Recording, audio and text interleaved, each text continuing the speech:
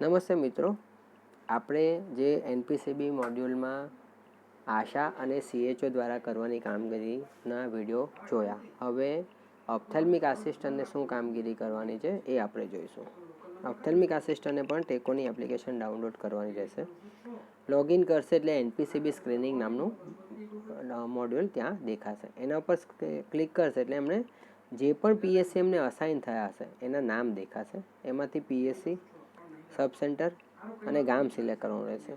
પછી આશા area select કરવો હોય તો કરી શકે છે. બાકી ઓલ કરી નેક્સ્ટ કરશે એટલે જેમ CHOમાં 3 ઓપ્શન હતા, 40થી વધુ વયના સભ્યો, CHO દ્વારા મોકલવામાં આવેલ સભ્યો અને જેનું હાયર સેન્ટર પર રિફર કરવામાં આવેલા છે એનું ફોલોઅપનું છે.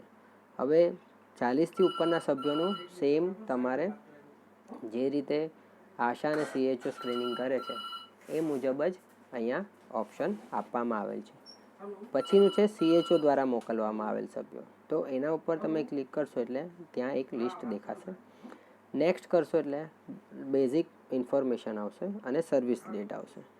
પછી આગળ જે પણ કોઈ કેટેગરી CHO દ્વારા સિલેક્ટ કરવામાં આવી હશે એ તમને દેખાશે. આમાં ઓપ્થેલ્મિક આસિસ્ટન્ટ પોતાની ઓબ્ઝર્વેશન પ્રમાણે ચેન્જીસ કરી શકે છે અને નેક્સ્ટ કરશે. નેક્સ્ટ કરશે એટલે એને પહેલાં તો નિયર વિઝન લેવાનું છે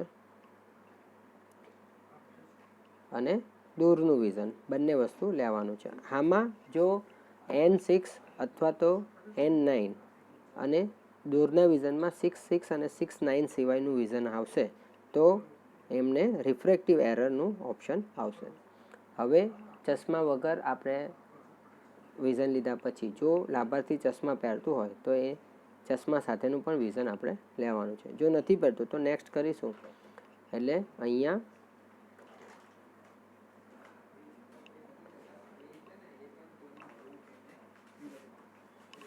એને રિફ્રેક્ટિવ એરરનો ઓપ્શન દેખાશે.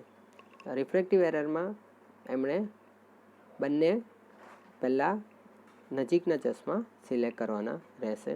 એટલે કે નજીકના નંબર શું છે એ અહીંયા ડ્રોપડાઉનમાં સ્ફેરિકલ, સિલિન્ડ્રિકલ સિલેક્ટ કરવાનું રહેશે. એક્સિસ 0થી 180માં કોઈ પણ સિલેક્ટ કરી શકશે. એ રીતે લેફ્ટ આઈમાં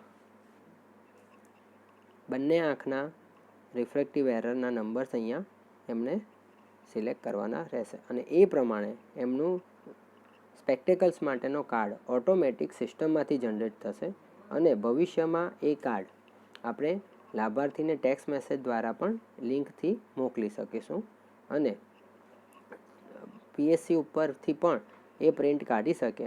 એટલે કે ડેટા એન્ટ્રી ઓપરેટર અથવા તો મેડિકલ ઓફિસર પ્રિન્ટ કાઢીને આપી શકે. એ મુજબની વ્યવસ્થા આપણે ભવિષ્યમાં કરીશું. એટલે આ રીતે એમણે નંબર નાખવાના રહેશે. આ અત્યારે હું રેન્ડમ જ નંબર નાખી રહ્યો છું ખાલી બતાવવા માટે. તમારે જે એકચ્યુઅલ નંબર હોય એ પ્રમાણે લખવાના રહેશે. પછી ટેન્શન જે છે એ આપણે રાઇટ આઈ લેફ્ટ આઈનું નાખવાનું રહેશે, જેમાં 0થી 50ની વચ્ચે કોઈ બી ન્યુમેરિક નંબર તમે નાખી શકશો. એ રીતે લેફ્ટ આઈ. પછી સેક પણ આપણે પેટર્ન, નોન પેટર્ન સિલેક્ટ કરવાનું રહેશે. આ બધી જ એક્ઝામિનેશન આપણે ઓલરેડી ઓપ્થેલ્મિક આસિસ્ટન્ટ જે છે એ એમના રૂટીન એક્ઝામિનેશનમાં કરતા જ હોય છે. આપણે ફક્ત અહીંયા એમને સિલેક્શનનો ઓપ્શન આપેલો છે એ એમણે સિલેક્ટ કરવાનું રહેશે. એન્ટિરિયર ચેમ્બરમાં પણ નોર્મલ ડેપ્થ છે, સેલો છે, જે પણ એમને ઓબ્ઝર્વેશન હોય અહીંયા એમણે ફક્ત સિલેક્ટ કરવાનું રહેશે. પ્યુપિલમાં પણ રેગ્યુલર છે, ઇરેગ્યુલર છે. લેન્સમાં રિફ્લેક્સિસ પણ આપણે જોવાના રહેશે અને પછી જે પણ કોઈ ઓબ્ઝર્વેશન એમના આવ્યા હોય એ અહીંયા એમણે પ્રિઝમ્પટિવ ડાયગ્નોસિસમાં લખવાના રહેશે. અધર સિલેક્ટ કરશે તો નેક્સ્ટ પેજમાં એમને પર્ટિક્યુલર ડાયગ્નોસિસ લખવાનું રહેશે. જો આમાંથી કોઈ પણ પોઝિટિવ હોય પ્રિઝમ્પટિવ ડાયગ્નોસિસ તો એને હાયર સેન્ટર પર રિફર કરવાના રહેશે. અહીંયા માનો કે મેડિકલ કોલેજમાં આપણે રિફર કરીએ છીએ તો અહીંયા મેડિકલ કોલેજનું નામ આવશે.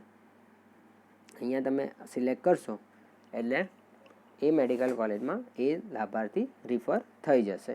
અને પછી જેવું આપણે ડેટા સબમિટ કરીશું એટલે CHO અને ઓપ્થેલ્મિક આસિસ્ટન્ટમાં જે ફોલોઅપના કેસીસ છે એના લિસ્ટમાં આ નામ જતું રહેશે. એટલે આ પ્રમાણે આપણે ડેટા ફોર્મ સબમિટ કર્યા પછી ડેટા અહીંયાથી દરેકમાં જે રીતે કરે છે એ મુજબ અહીંયા રિફ્રેશ કરવાનું રહેશે. એટલે આ પ્રમાણે આપણે કામગીરી કરવાની છે. ફોલોઅપનું ફોર્મ સેમ જે CHOનું છે એ મુજબનું જ ફોલોઅપનું ફોર્મ અહીંયા આપણને જે ત્રીજો ઓપ્શન છે બેનિફિશરી ફોર ફોલોઅપ ત્યાં એ ફોર્મ દેખાશે. એટલે એ આપણે ઓલરેડી CHOના મોડ્યુલના વિડીયોમાં જોઈ લીધું છે. Thank you.